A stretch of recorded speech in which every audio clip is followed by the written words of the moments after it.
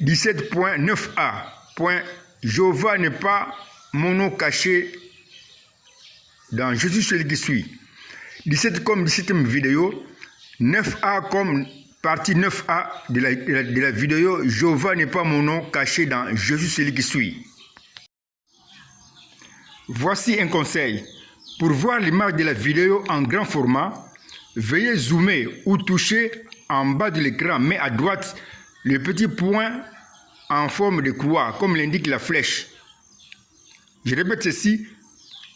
Pour voir l'image de la vidéo en grand format, veuillez zoomer ou toucher en bas de l'écran, mais à droite, le petit point en forme de croix indiqué par la flèche.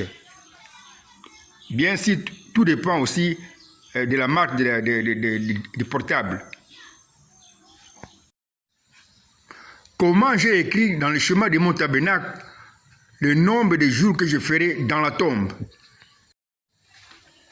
Nous avons vu que j'ai promis ma mort et ma résurrection dans le schéma de mon tabernacle, mais au jour de la fête des expiations.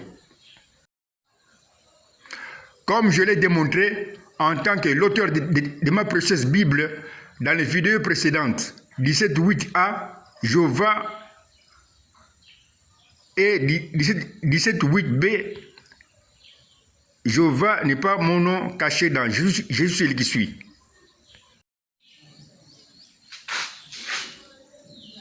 Maintenant se pose cette précieuse question: comment ai-je écrit dans le chemin de mon tabernacle le nombre de jours que je ferai dans la tombe? La réponse se trouve, mon chéri 4 bâtonnets, dans la loi du réel et du spirituel que je t'ai enseigné et que j'ai utilisé pour écrire dans le chemin de mon tabernacle le nombre de jours que je ferai dans la tombe. Voici les 3 grandes promesses que j'ai écrites dans le chemin de mon tabernacle, mais au jour de la fête des expiations. Nous avons en bas, on peut lire en bas chaque numéro.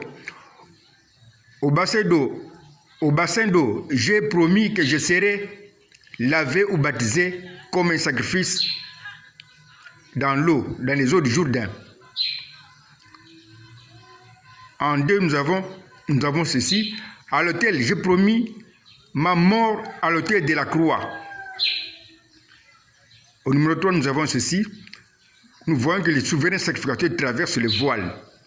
À la traversée du voile, j'ai promis ma résurrection comme souverain sacrificateur qui traverse le voile, qui traverse le lieu très saint céleste avec son propre sang, c'est-à-dire avec son propre témoignage d'avoir été celui qui a répandu le sang à l'autel de sacrifice.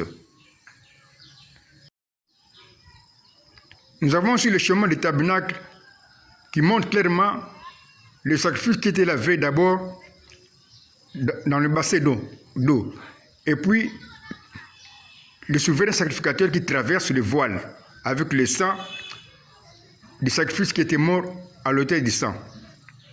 Au numéro 1, c'est la promesse de mon baptême dans les eaux du Jourdain. Au numéro 2, c'est la promesse de ma mort. Au numéro 3, c'est la promesse de ma résurrection comme souverain sacrificateur qui traverse le voile.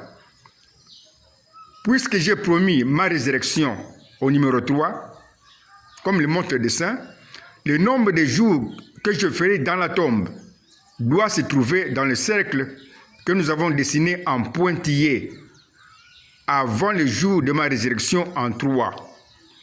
Nous voyons maintenant le cercle là en pointillé. On doit trouver dans ce cercle-là le nombre de jours que je ferai dans la tombe. Mais c'est là d'après quelque chose, d'après la loi du réel et du spirituel. Je répète que j'ai utilisé la loi du réel et du spirituel que je t'ai enseigné pour écrire dans le chemin de mon tabernacle le nombre de jours que je ferai dans la tombe. Le précieux prophète Branham appelle cette même loi d'identification dans la brochure Le Dieu puissant dévoilé devant nous. Je te rappelle cette loi du réel et du spirituel qui dit ceci. Quand 2 personnages sont mariés, comme l'homme et sa femme, ce qui arrive à l'un réellement doit, je dis bien doit, aussi arriver à l'autre, mais spirituellement. Voici le chemin qui montre le mariage d'un homme et sa femme. Nous avons ici un chemin qui montre l'unité de l'homme et sa femme. Et nous avons dit que la femme aime le poulet. Indiquons alors cette précision dans le schéma. L'homme et sa femme qui aiment le poulet. Dans ce mariage, si l'homme est gravement malade, réellement, comme l'indique la flèche 1, alors la femme aussi est gravement malade, mais spirituellement, comme l'indique la flèche 2.